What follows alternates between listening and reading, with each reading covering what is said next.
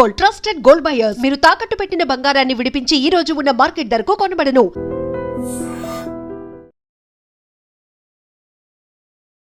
నమస్కారం, welcome to I dream. ధర్మ మార్గం విత్ విజిత కార్యక్రమానికి స్వాగతం. ప్రస్తుతం మనతో పాటు ఉన్నారు దివ్య విశ్వశక్తి పరివార ప్రచారకులు స్వామి ఓం స్వరూప్ గారు. ఇప్పుడు వారితో మాట్లాడి మనకున్న సందేహాలన్నింటినీ కూడా నివృత్తి చేసుకునే ప్రయత్నం చేద్దాం. నమస్కారం అండి. శుభాశిషులమ్మ.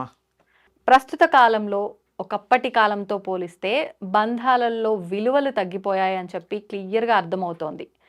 ఎవరికి ఎవరి దగ్గర వాల్యూ అనేది లేదు. అది కుటుంబంలో వాళ్ళ మధ్య చూసుకున్నా, సన్నిహితుల మధ్య చూసుకున్నా కూడా ఆ విలువలు లోపించాయి. అంటే ఇది పరిస్థితుల ప్రభావం అనుకోవచ్చా? అసలు దీని గురించి మనం ఏమనుకోవచ్చు?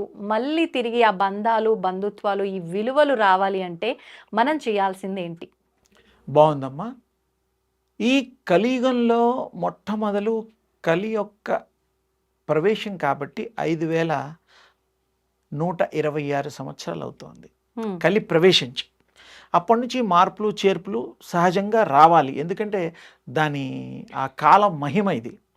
ఎంత కాల మహిమ ఉన్నా కూడా మనకి విజ్ఞానము, ఆ పరాజ్ఞానం ఉంటే అది మన ఏం చేయలేదు. దైవ స్మరణ, శక్తి స్మరణ, శక్తోపాసన, సూర్యోపాసన చేస్తే మనమేంటో మనని గుర్తిస్తుంది, గుర్తింప చేస్తుంది. ఈ బంధాలు, తల్లిదండ్రులు, పిల్లలు ఇవన్నీ కూడా ఎందుకు ఒకరినొకరు ప్రేమించడానికి, ఇష్టపడడానికి కారణం ఏంటంటే తల్లిదండ్రులు ఎంతో ఇష్టంతో పిల్లల్ని కంటారు. ఎందుకు అంటే వాళ్ళ యొక్క రక్త మాంసాలని పంచిపెట్టి కన్నందుకు. ఎన్నోసార్లు చెప్పాము, మనం ఆత్మల్ని కనలేరు, అవును, ఓన్లీ శరీరాన్ని ఇవ్వగలుగుతారు. ఆ ఇచ్చిన ఆ శరీరంలో ఆత్మ ఎంటర్ అవుతుంది. అది కూడా ఎక్కడి నుంచి వస్తుందో కూడా అడ్రస్ చెప్పాం, ఐడియల్ ఆత్మలని.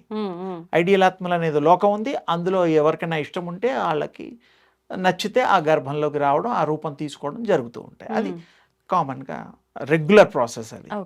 అయితే ఇక్కడ పుట్టిన తర్వాత ఆ తండ్రి పెరుగుతున్న పిల్లల్ని, స్త్రీలు కానీ పురుషులు కానీ, అమ్మాయిలు అబ్బాయిలు ఎవరు పుట్టినా ఎందుకు ప్రేమిస్తారు అంటే వాళ్ళకి ఇష్టం. బాబు ఇష్టం అనుకోండి, ఆయన బాబుకి కావాల్సినవన్నీ కొనడం, నాలాగా ఉన్నాడు, మా తాతయ్యలాగా ఉన్నాడు, మా నాన్నలాగా ఉన్నాడు, పోల్చుకొని సంతోషపడుతూ ఉంటారు. ఆ రంగు, రూపు, పొట్టి, పొడుగు అన్నీ కూడా. అలాగే ఆ తల్లి కూడాను వాళ్ళ ఇంట్లో వాళ్ళ పోలికలు ఏమన్నా వస్తే ఆవిడ ప్రేమిస్తుంది. కానీ ఈ యొక్క శరీరాలనే ప్రేమిస్తూ ఉంటారు, ఈ బంధాల్ని పెంచుకుంటారు, అనుబంధంగా మారుస్తూ ఉంటారు, అంతవరకే. కానీ వాళ్ళు గ్రహించాల్సింది ఆత్మలని కనలేమని తెలియదు పాపం. అది తెలుసుకొని ఆత్మల్ని మనం రూపం ఇచ్చామే కానీ ఆత్మల్ని మనం కనలేము. అందుకని ఆత్మలతో కాంటాక్ట్ అయ్యి, అంటే ఆత్మల్ని కూడా ఉపాసనా మార్గంలో మంచి ఆత్మలు, దైవాత్మలు ఉంటాయి. వాటిని ఇచ్చేసి అలాంటి వాటిని ప్రేర్ చేస్తే అవే ఈ వీళ్ళ గర్భంలో అవి రూపం తీసుకోగలుగుతాయి.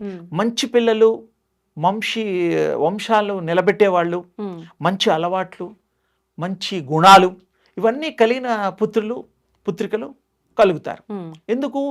ఎలాగైనా ఇప్పుడు పూజలు పునస్కారాలు చేసి అవే దండం పెడుతున్నాం కదా, ఆ దండం ఇలా కూడా పెట్టి ఆ ఆత్మలు కూడా మంచి సోల్ని, నాకు మంచి ప్రాణాన్ని, ఆ భగవంతుడు మీకు ఇష్ట దైవాలని కోరుకున్నప్పుడు ఆ భగవంతుడు తప్పకుండా మీకు బ్లెస్ చేస్తాడు. ఆ భగవంతుడి చేతుల్లో సర్వము ఉన్నది, సూత్రధారి ఆయన.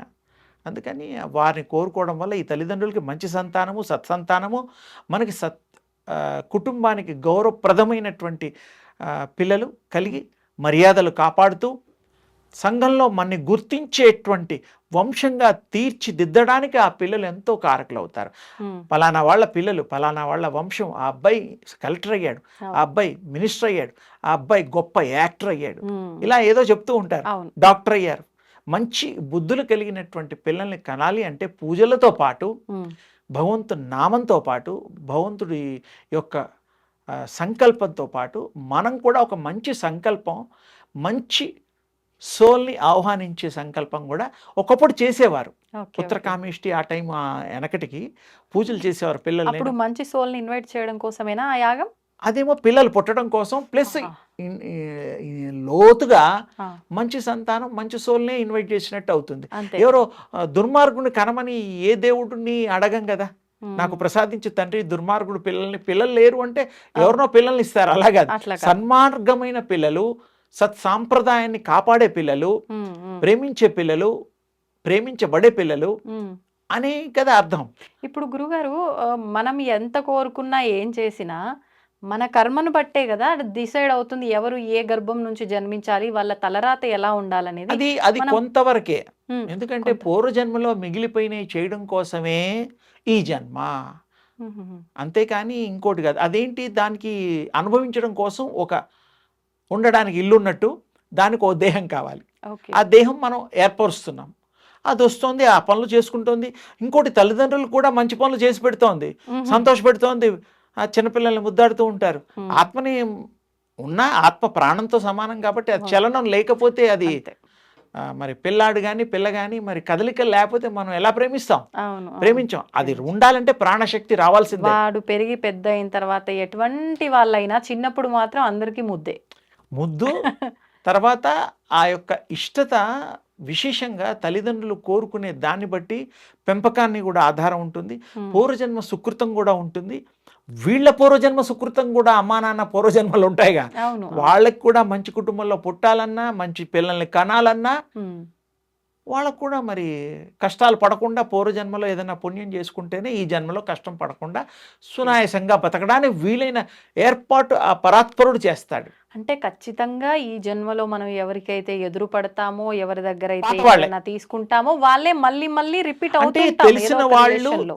ఇంకోటి చెప్తా, తెలిసిన వాళ్ళని గుర్తించుతాం. ఇప్పుడు హైదరాబాద్ లో కొన్నిసార్లు ఎక్కడో చూసినట్టు అనిపిస్తుంది అని చూడకపోయినా ఇలాంటి అనుభవాలు అదొకటి. కలుగుతుంటాయి. ఇంకోటి కూడా మన చుట్టాలు, స్నేహితులు, చదువుకునేప్పుడు క్లాస్ రూమ్లో, డిగ్రీలో, ఉద్యోగంలో ఇలా అంతా ఫ్రెండ్స్ అవుతూ ఉంటారు. అవును, అవును. వీళ్ళందరూ కూడాను ఈ దేహాన్ని వదిలిన తర్వాత, వాళ్ళు కూడా దేహాన్ని వదిలిన తర్వాత పైలోకాల్లో కలవచ్చు. There is a possibility. గుర్తుపడతారా అలా? తప్పకుండా. అంటే అప్పుడు ఆత్మరూపంలో ఉంటారు కదా. ఆత్మరూపంలో అనుభవించిన అనుభవాలు, శక్తులు చాలా వస్తాయి వాళ్ళకి. ఈ శరీరంలో ఆత్మకు బోల్డ్ శక్తి ఉంటుంది, అది గుర్తుపడుతుంది. బాలానగర్లో ఉండేవాడు అని చెప్తుంది, ఫిలిం నగర్లో ఉండేవాడు అని చెప్తుంది. ఆత్మలు మాట్లాడతాయా? బ్రహ్మాండంగా. ఆహా. ఇప్పుడు మనం మాట్లాడుకుంటాంలా, అంటే ఇప్పుడు మనకు శరీరం ఒకటి ఆధారం ఉంది కదా అన్నిటికీ. అలా కాదు, ఆత్మలకి అన్ని భాషలు వచ్చు. ఉమ్. ఇప్పుడు మనకు కొన్ని నేర్చుకోవాలి, ర్యాపిడెక్స్ ఏదో పెట్టుకొని, అదేం అవసరం లేదు దానికి. ఆ, అదే పవర్ కదా.